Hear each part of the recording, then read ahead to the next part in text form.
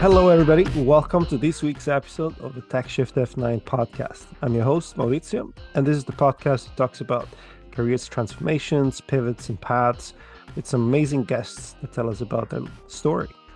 This week, I'm delighted on hosting An Lacaba.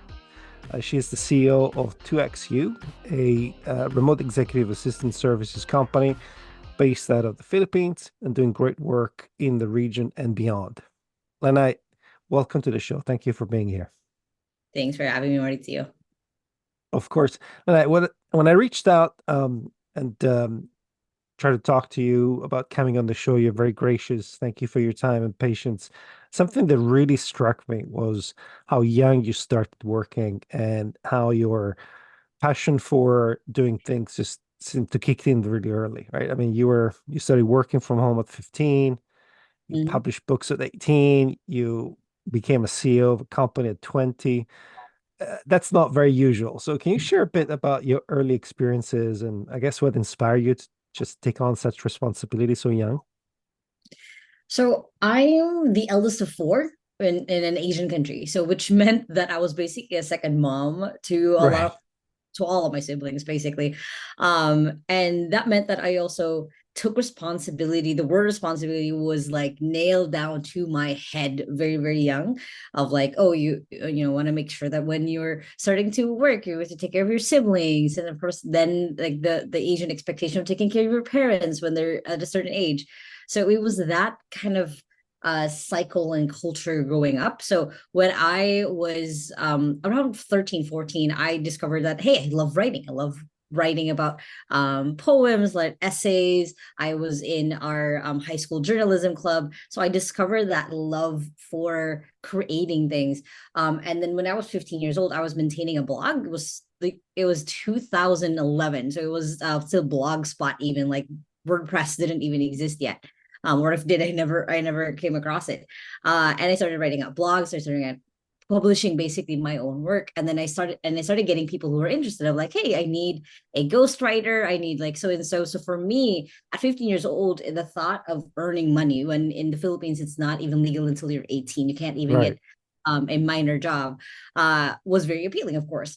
So then I started doing that. I started ghostwriting for different people, writing up as them for their blogs. I started getting graphic skills tests, and like being able to do video editing at one point. Even I started creating websites. So it was kind of one after the other. And then with my parents, my mom was very much against it because me earning money so young, not focusing on school instead. But at the same time, like I was inspired a lot with how my mom lived her life. Of like she had full-time work with the government, but she was still doing side gigs of like small businesses that she would do, and then she would start when she was bored and then let go of when she wasn't bored anymore.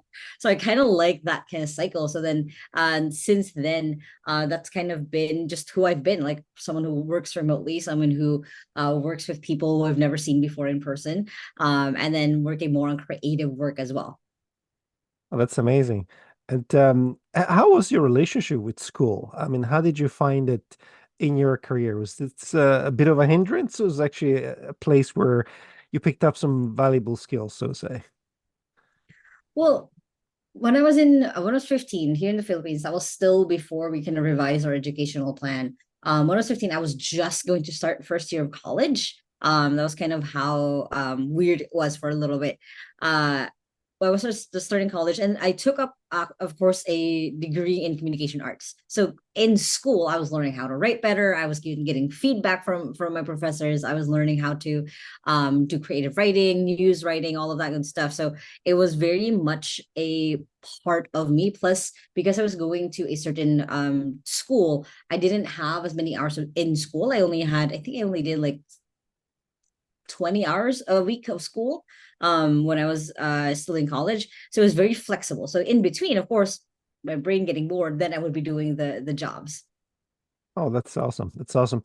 So let's talk a little bit about your co-founding of 2XU and the work you do there. I mean, it's a bit of a transition and running a company that has such a global reach and that puts you in touch with a lot of small businesses.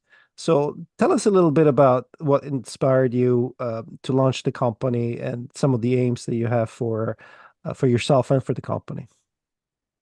For what inspired me to start a company. So after I started working as a writer, I became a book editor for this startup publishing company from the US. I worked with them for a while, and then when they were going to pivot and start different businesses, they needed someone to run the publishing company. I just raised my hand and said, I want to learn how to be CEO. So then that's how I became CEO at 20 for that startup company because just own curiosity as well of like what would that look like. What I wanted to be an entrepreneur, but I had no idea what that picture actually Right. was. And then a few years later, I actually got it to the point where I automated that business where I could go 2 months and not be there, and then everything else would still be running. I automated systems, I created that. So then in my head, I was like, can I create this for other people as well? Can I free other people up with the systems that I've built before inside of a company? And then at that time, we were selling a course on how I jokingly call it how not to be a jerk boss 101, which is basically a course on how to hire a virtual assistant, which is basically talks like this is how you get feedback, this is how you build systems with your assistant. And then we had one of our students say like, hey, I really love what it is that you guys teach. Can you guys just go ahead and actually do it for me? So that's how I started to XU at 23 years old, was someone who was just like not wanting to go through the effort of recruiting, of building those systems. And for me, I'm a huge systems and marketing nerd. So it was perfect for me to kind of sink my teeth into and go into it. And the other side of it, the flip side of it, is I was starting to realize, or my sisters were starting to realize, they were turning 15 and 14 at that time. They were asking me, how did you find jobs when you're 15? How did you do this? So then I started getting inspired with the thought of like, I do want to help a million, and that's kind of started my goal of I want to help a million Filipinos be able to work from home, to experience the same life that I've been able to get to that point of like working remotely. I could fly back and forth to my family. I could fly internationally anywhere at any time almost.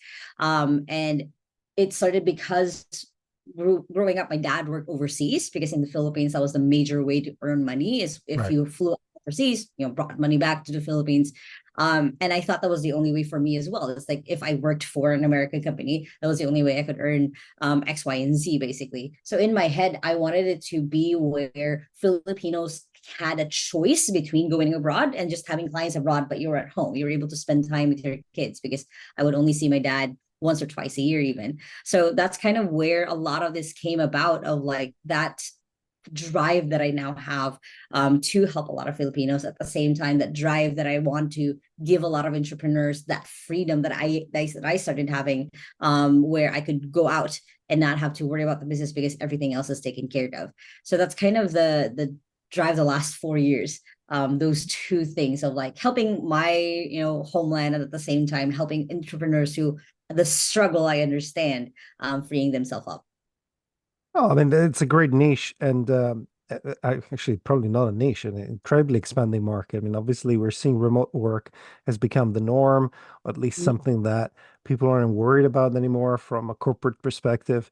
But can you tell me a little bit your own vision of what it's like to be a remote worker or trying to become one in the Philippines, and generally where you see that line of work going?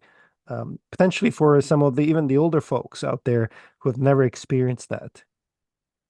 Well, one thing I always say is working from home or working remote is not for everyone. It takes a certain discipline. It takes a certain mindset to be okay not having a certain structure in your day, or not be okay working at different hours in your day. Like I have multiple friends who need to go to an office basically because for them, when they did try working from home, it was such a weird place for them to be versus like being able to go out, being able to have this routine and habit. But I do see, and I have seen more and more people kind of making that switch of like, oh, this is kind of clicking in their head, like this is what it looks like to work from home.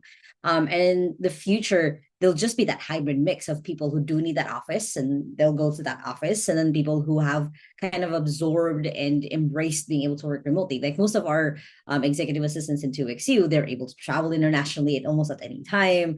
They're still working, or they're working part-time with their client. They've set it up like, hey, I'm traveling. I do want to make sure that the vital tasks get done. But I'm going to Japan, I'm going to Taiwan, I'm going to different places.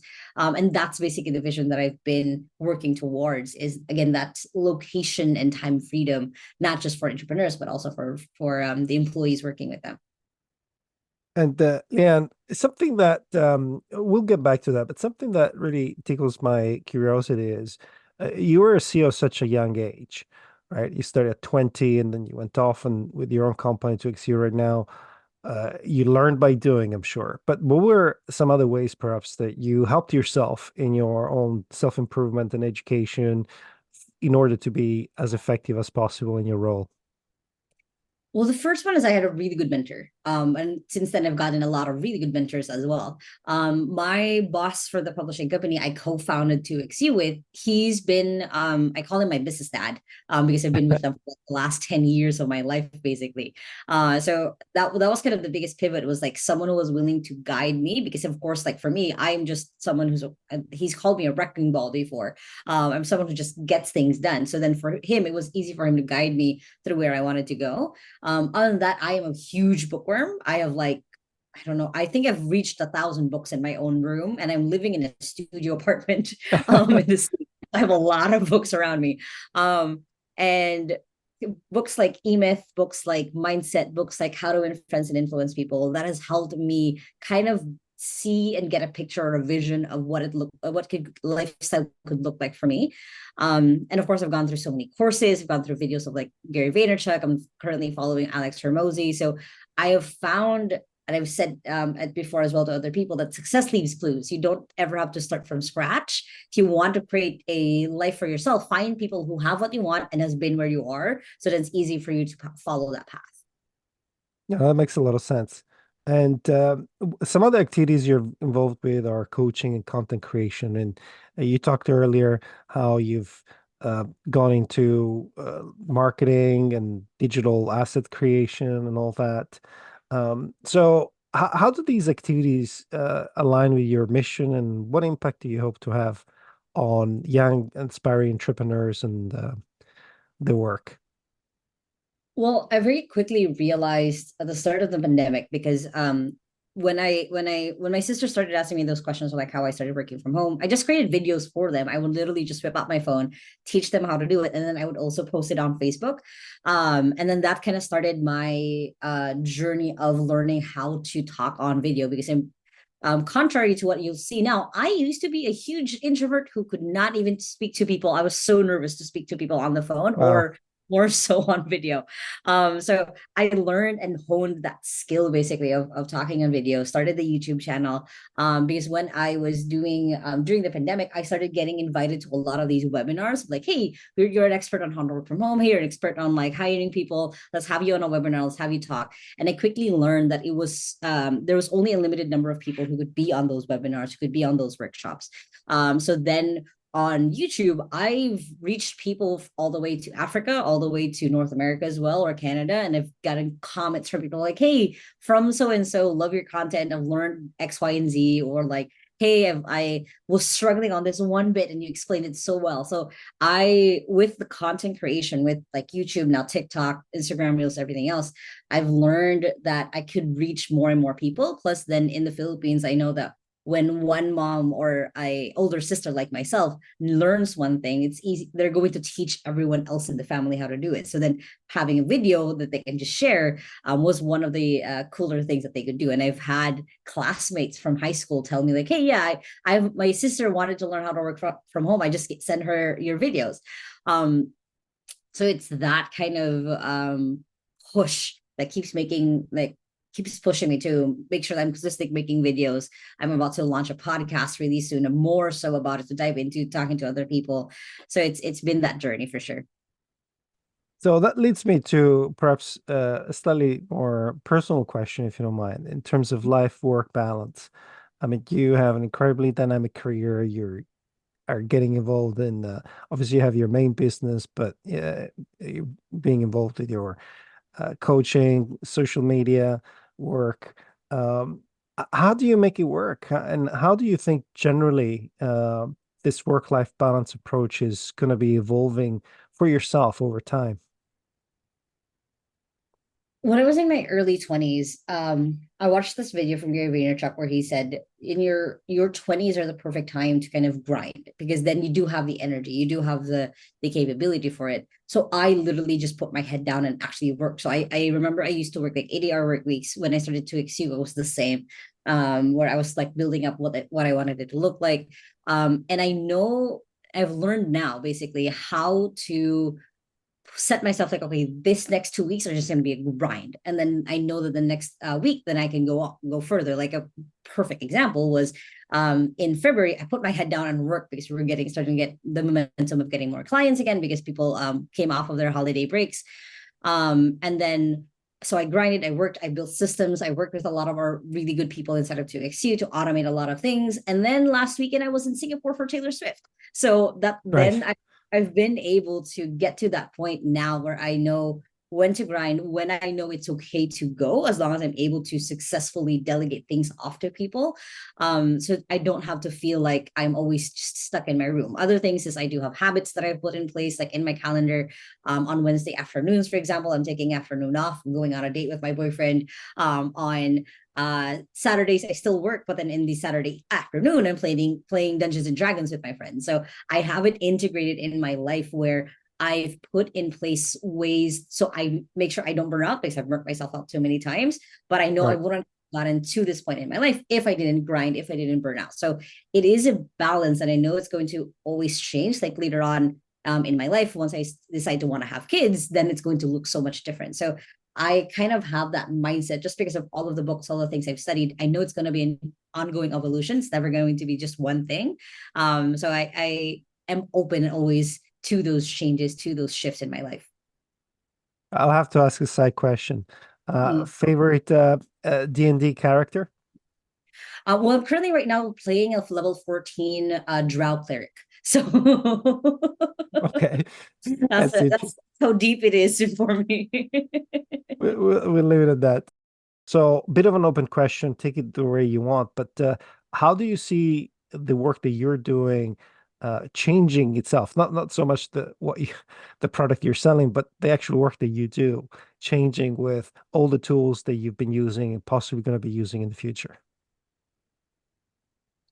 With the rise of AI, it was I remember the first time the ChatGPT came out and I started using it and I was like, oh crap, virtual assistants are basically going to be replaced. But at the same time, I then had that flip over, that switch over, like, no, they still need humans to run the AI. You can have an AI who's amazing at copywriting, but if you're not a copywriter yourself, you're not gonna know if it's good quality or not. So that Right. was kind of the flip in my head of like, yes, slowly a lot of the tasks that the virtual assistant is doing will be replaced, but that means that one, the VA's life is a little bit easier, and two, they will still need those experts in being able to run those tools and run those systems. So when it comes to the future of work, with the rise of tools, with the rise of AI, one is going to be get a little bit easier, but at the same time, you do need to put in the work of learning how to learn things, how to do things, which is why into XU, within the first month of ChatGPT coming out, I started creating training modules.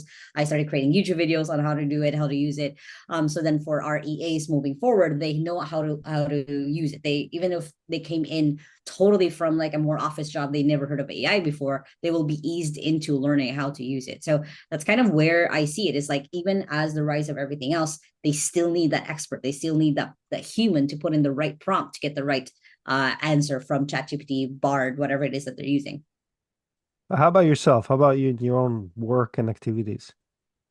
For myself, I've always been an early adopter, so I nerd out about all of these things. I'm just excited about like whatever else is coming out, whatever else I can test out and play with.